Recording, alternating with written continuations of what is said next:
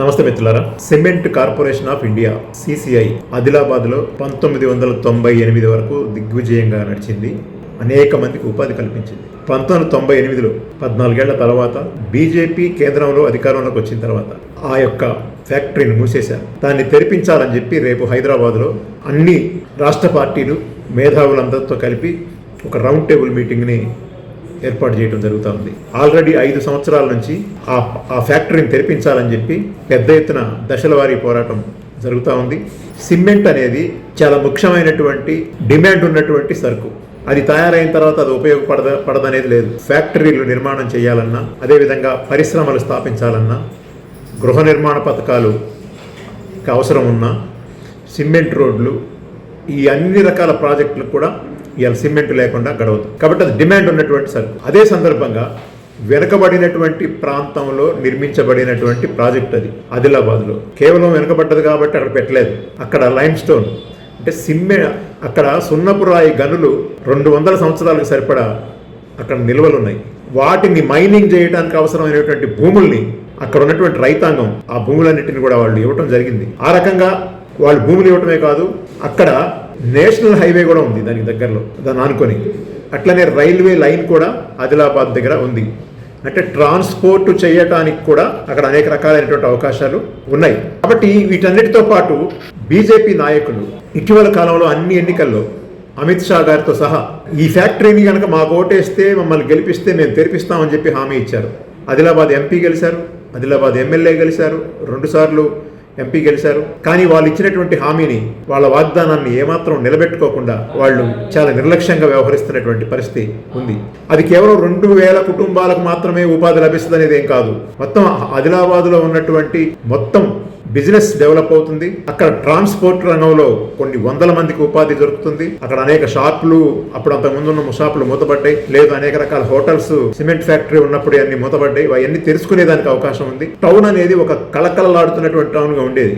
మళ్ళీ ఆ పూర్వ వైభవం, ఆ కళ, ఆ ఆదిలాబాద్ ప్రాంతానికి ఈ ఫ్యాక్టరీ తెరిపిస్తే వచ్చేదానికి అవకాశం ఉంది. కోట్ల రూపాయల టర్న్ ఓవర్ ఆ ప్రాంతంలో ఈ ఫ్యాక్టరీ పేరుతో నడిచేదానికి అవకాశం ఉంది. దీనికోసం అని చెప్పి 2021 నుండి సిమెంట్ ఫ్యాక్టరీ సాధన కోసం ఒక పోరాట కమిటీ, సిసిఐ సాధన పోరాట కమిటీ ఒకటి ఏర్పడి దశల వారీ పోరాటాలు అనేకం చేసింది. జాతీయ రహదారుల దిగ్బంధనం దగ్గర నుంచి, నిరాహార దీక్షల దగ్గర నుంచి, ఆదిలాబాద్ జిల్లా బంద్ దగ్గర నుంచి అనేక కార్యక్రమాలు చేశారు. ఢిల్లీ పోయి కేంద్ర మంత్రిని కూడా ఇటీవల కాలంలో కలిసి వచ్చారు. కాబట్టి రాష్ట్రంలో ఉన్నటువంటి కాంగ్రెస్ ప్రభుత్వం కూడా కూనుకోవాలి, తను కూడా బాధ్యత ఫీల్ కావాలి. ఇది కేంద్ర ప్రభుత్వ రంగ సంస్థ కాబట్టి నాకు సంబంధం లేదనేది కాకుండా, ఇది మన తెలంగాణ రాష్ట్రంలో ఉంది కాబట్టి, ఇది మన తెలంగాణలో ఒక వెనుకబడ్డ జిల్లాకి చాలా ఉపయోగం కాబట్టి ఈ రాష్ట్ర ప్రభుత్వం కూడా చొరవ చేసి అవసరమైతే అఖిల పక్షాన్ని ఢిల్లీకి తీసుకుపోయి ఒత్తిడి పెంచి మేము కూడా అవసరమైతే సహకరిస్తాము ఈ ఫ్యాక్టరీని తెరిపించడం కోసం రాష్ట్ర ప్రభుత్వం తరపున అనేటువంటి పద్ధతుల్లో బీజేపీని గట్టిగా లొంగదీయకపోతే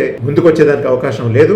కాబట్టి రాష్ట్ర ప్రభుత్వం కూడా చొరవ చేసి ఈ యొక్క సిమెంట్ ఫ్యాక్టరీని తెరిపించేదానికి ప్రయత్నం చేయాలని చెప్పేసి విజ్ఞప్తి చేస్తా ఉన్నాం. Cement corporation of India CCI ఆదిలాబాద్లో 1998 వరకు దిగ్విజయంగా నడిచింది.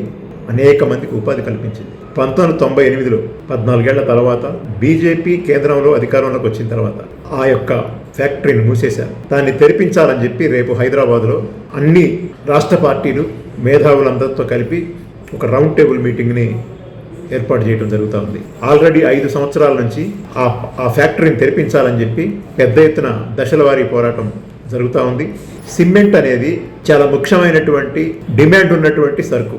అది తయారైన తర్వాత అది పడదనేది లేదు. ఫ్యాక్టరీలు నిర్మాణం చేయాలన్నా, అదేవిధంగా పరిశ్రమలు స్థాపించాలన్నా, గృహ నిర్మాణ పథకాలు అవసరం ఉన్న సిమెంట్ రోడ్లు, ఈ అన్ని రకాల ప్రాజెక్టులు కూడా ఇవాళ సిమెంట్ లేకుండా గడవదు. కాబట్టి అది డిమాండ్ ఉన్నటువంటి సరుకు. అదే సందర్భంగా వెనుకబడినటువంటి ప్రాంతంలో నిర్మించబడినటువంటి ప్రాజెక్ట్ అది ఆదిలాబాద్లో. కేవలం వెనుకబడ్డది కాబట్టి అక్కడ పెట్టలేదు. అక్కడ లైమ్ స్టోన్ అంటే అక్కడ సున్నపు రాయి గనులు 200 సంవత్సరాలకు సరిపడా అక్కడ నిల్వలు ఉన్నాయి.